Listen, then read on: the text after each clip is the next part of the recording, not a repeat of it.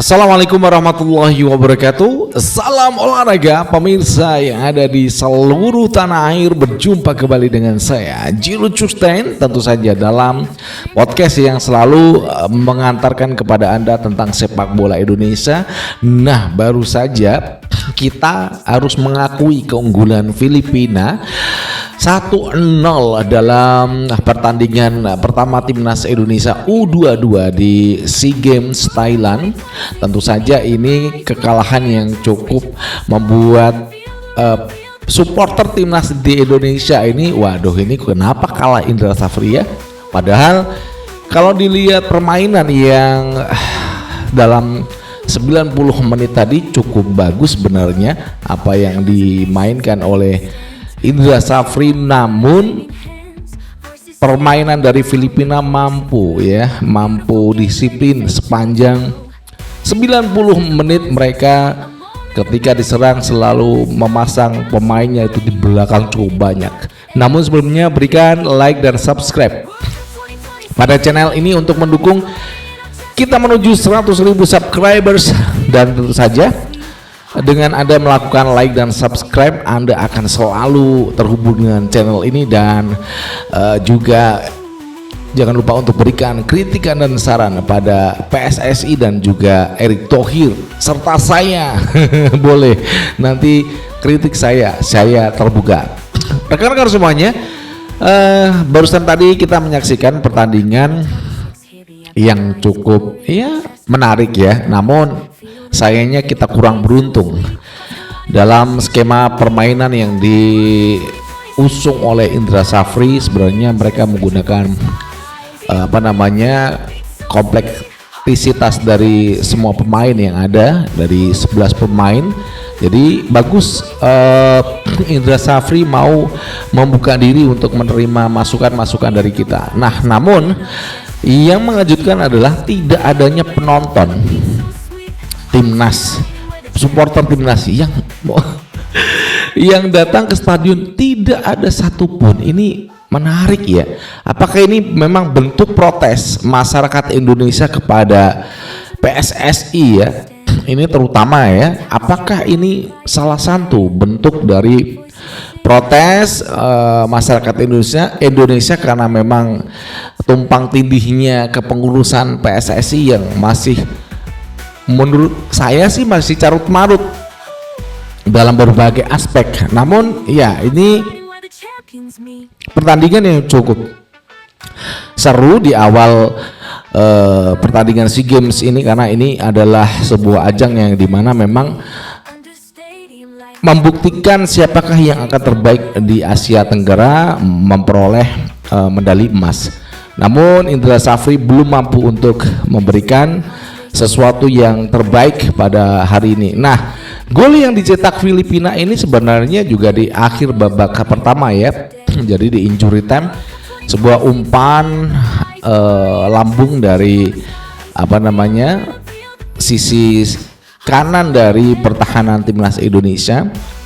Nah, di sini Donitri yang namanya sih terlalu naik ya. Dia nggak terbiasa untuk menjadi wingback, dan di sana dia terkejut bola yang mantul begitu langsung diserobot oleh striker dari Filipina, dan ya 1-0 langsung berubah hingga 45 menit babak kedua. Bahkan tambahan menit itu di 5 menit ya, pemain Filipina mencoba untuk mengulur waktu dengan beberapa backnya juga pura-pura cedera. Nah, ini yang sampai 2 menit padahal tambahan waktu hanya 5 menit. Namun itulah tragedi-tragedi yang ada di sepanjang 90 menit pertandingan. Indonesia harus dikalahkan Filipina 1-0. Nah, bagaimana ini ke depan? Saya rasa ini masih ada peluang sih ya. Masih ada 2 kali pertandingan, nanti Singapura dan juga Myanmar. Apakah Indonesia mampu membuktikan, memperbaiki dari umpan-umpan yang dilepaskan oleh Donitri ya. Arjuna tadi masuk di babak kedua, sebenarnya bagus Arjuna ya. Dan kalau saya melihat dari babak pertama itu memang Indra Safri membiarkan seorang Rafael Struijk yang mampu dia untuk running di tengah dan mengacak-acak pertahanan dari Filipina. Namun ya itu, Filipina mampu mendominasi pertahanan dengan back ataupun pertahanan pemain-pemain yang selalu mereka itu mengumpul ya, menumpuk semua pemain itu ada di garis pertahanan. Jikalau ada counter attack, itu memang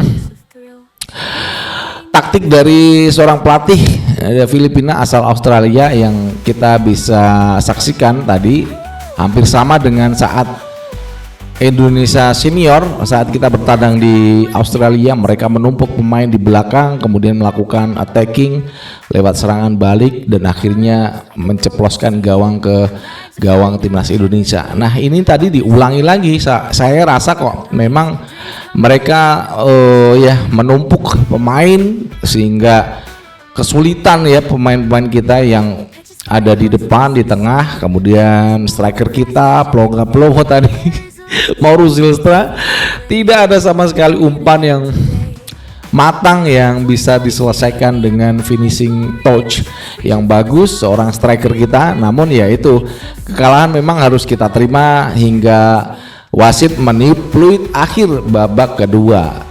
Bagaimana peluang berikutnya ya? Masih ada 2 kali pertandingan. Apakah nanti Indra Safri mampu memperbaiki kondisi-kondisi yang memang terjadi di timnas? Saya rasa harus saya berikan pujian ya.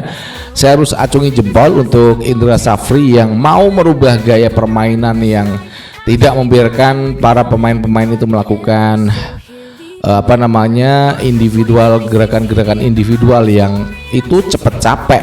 Saya rasa untuk bertanding selama 90 menit nggak akan kuat. Nah, di sini sudah diterapkan ya lewat permainan-permainan yang kerjasamanya cukup bagus. Dan apakah ini nanti berkembang? Saya yakin ini akan berkembang. Nanti di pertandingan berikutnya mereka ini akan berkembang.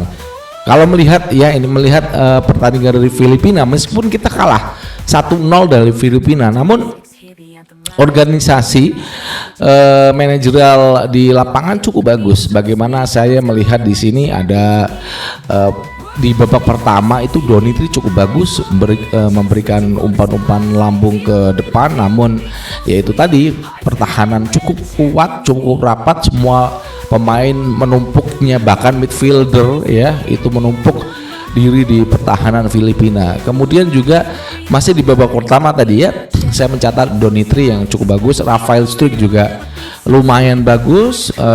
Jadi ada beberapa tendangan ke gawang yang berhasil namun tidak bisa menghasilkan gol ya, baik itu dari Ferrari, kemudian siapa tadi, ada Rafael Struijk, kemudian Ivar Jenner yang berkali-kali juga melakukan tendangan. Rivaldo ini bagus. Saya rasa ada peluang lah untuk ke depan ini dalam pertandingan yang berikutnya melawan Singapura dan juga Myanmar. Apakah Indonesia mampu untuk melepaskan diri dari kekalahan yang cukup menyakitkan pada saat kita dikalahkan Filipina tadi ya? Namun itulah yang terjadi, sepak bola terus berjalan dan ini yang harus diterima oleh masyarakat Indonesia.